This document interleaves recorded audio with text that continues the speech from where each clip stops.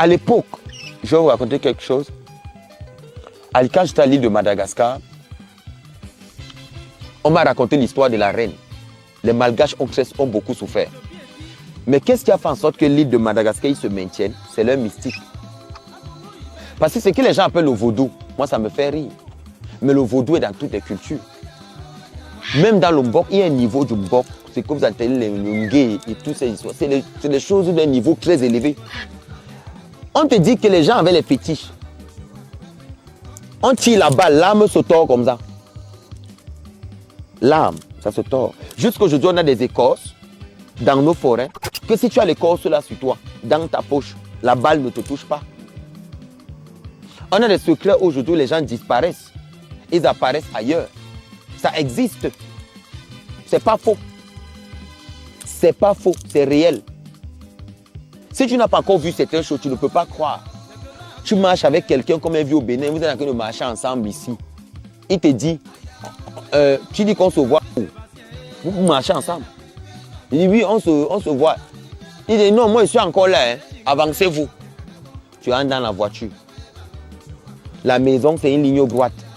Tu l'as laissé ici, il est en train de parler. Tu arrives, il est assis à la cour dehors. Il est assis. Je vous donne un autre exemple. Ça, c'est quelque chose qui m'a tout fait rire jusqu'à maintenant. Docteur peut être ici. Il est en même temps chez lui. Ça ne doit surprendre personne. C'est les églises là qui sont venues montrer que c'est mauvais. Bon, tu es au champ. Ta femme est en train d'accoucher. Il n'y a personne dans la maison. Ton cœur commence à battre. Tes ancêtres te disent que va aider ta femme. Tu vois la distance, c'est 3 km. En roue. Bam kandaye. Halabe.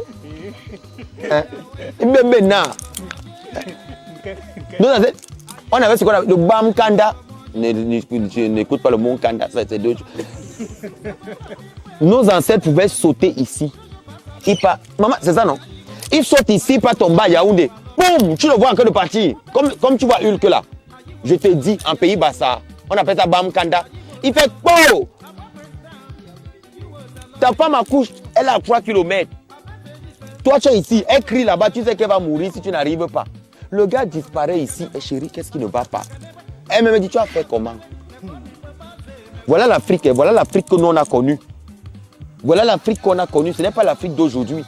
Où les gens, ils arrivent, ils nous écrasent, ils veulent tout ce qu'on veut. C'est le pouvoir là aujourd'hui que les chefs traditionnels ont, mais qui ne parlent pas. Pourquoi? Parce qu'ils n'ont pas encore trouvé l'élite pour pouvoir transmettre. Tu donnes quelque chose comme ça à un jeune. Il cause avec ses amis. Il dit j'arrive. Boum. On le voit. Pour lui, c'est un jeu. C'est déjà un jeu. On ne peut donc pas donner ce pouvoir à n'importe qui. La téléportation est quelque chose de naturel chez les Africains. Naturel. C'est ce que je vous ai dit au départ. Que ne confondez pas la mauvaise sorcellerie et la grâce que nos ancêtres nous ont donnée. Il ne faut pas confondre. Parce qu'aujourd'hui, quand tu es fait, Papa Kamga, on te fait n'importe quoi. Quand tout le monde dit non, il peut faire quoi? Non, pas arriver dans sa maison, on tue ses enfants, il va faire quoi? Il a d'abord quel pouvoir? Vous voyez comment les gens réfléchissent? Mais si quelqu'un se rend compte que ce qu'il est en train de faire là, toi-même d'abord, tu es compliqué. Ça s'arrête. Ça s'arrête. Tout le monde commence à circuler que, hey, pardon, passe ta route. Il faut sécuriser la vie de vos enfants quand vous le pouvez. Ils n'ont pas encore compris ce que c'est que retourner aux sources, retourner aux ancêtres. Beaucoup de personnes, les ancêtres ne sont pas arrêtés comme moi. Moi, j'ai vécu une scène jusqu'à aujourd'hui qui me fait peur, ça me glace le sang. C'est pour ça que pour monter même en ville, c'est un problème pour moi. Parce que j'ai compris. Nos ancêtres ont été trahis par leurs propres frères, qui les ont vendus pour rien du tout.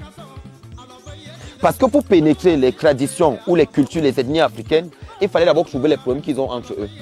Les frères qui ne s'entendent pas, acceptaient donc collaborer avec les missives pour justement livrer le pouvoir qui était ancré dans cette famille. Et de dire par exemple, pour que vous puissiez arrêter tel chef-là, son secret c'est telle chose, allez déterrer ça et puis vous l'aurez. C'est comme ça qu'ils ont fait pour avoir l'Afrique. C'est les propres frères africains qui ont vendu même encore le pouvoir africain et les Blancs ont fait ce qu'ils ont fait. Donc pour répondre à la question de la colonisation, voilà ma réponse. Nos ancêtres étaient hyper puissants, au point où je peux te rassurer, dans toutes les écoles que moi j'ai faites occidentales, la connaissance africaine est ce qui alimente les grégores de ces écoles-là. Le savoir, le panthéon du pouvoir africain, c'est ce qui alimente ces écoles.